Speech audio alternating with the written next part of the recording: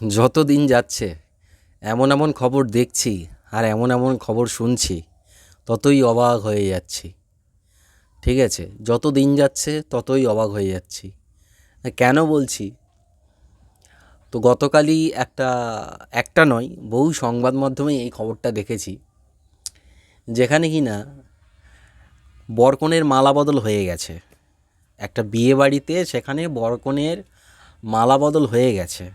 ঠিক আছে, এত কিছুর পরে কোণে বেঁকে বসেছে, মেয়ে বেঁকে বসেছে কি না সে বিয়ে করবে না।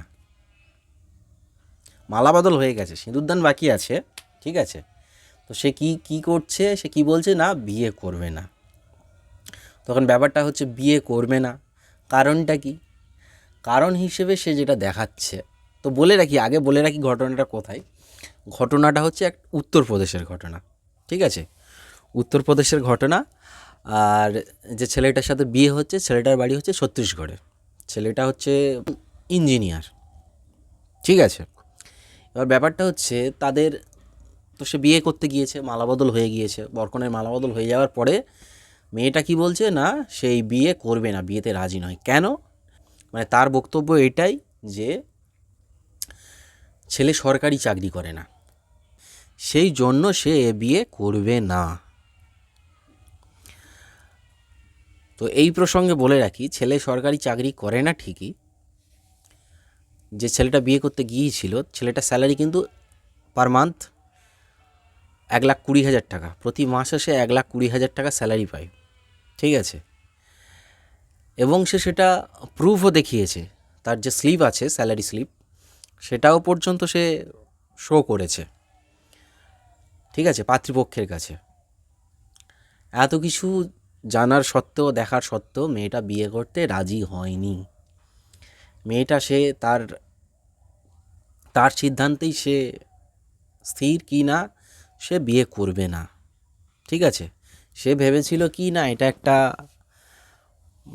সে যে ইঞ্জিনিয়ার, সে কোনো সরকারি চাকরি করছে। ঠিক আছে, কোনো সরকারের অধীনে ইঞ্জিনিয়ার, সরকারি চাকরি করে। কিন্তু যখন সে জানতে পারে যে সে মানে সে এটা জানতে পেরেছে কি না মাঝরাতে যখন বিয়ে হচ্ছে, তখন সে জানতে পেরেছে।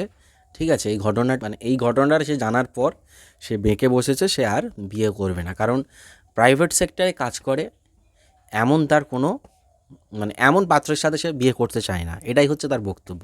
ঠিক আছে, তার মোটামুটি সরকারি চাকরিওয়ালা ছেলে চাই, এটাই হচ্ছে তার বক্তব্য। তো এবার ব্যাপারটা হচ্ছে শেষ পর্যন্ত কি হলো, তাই তো? তো শেষ পর্যন্ত হলো বলতে যেটা হওয়ার সেটাই হয়েছে, বিয়ে হয়নি।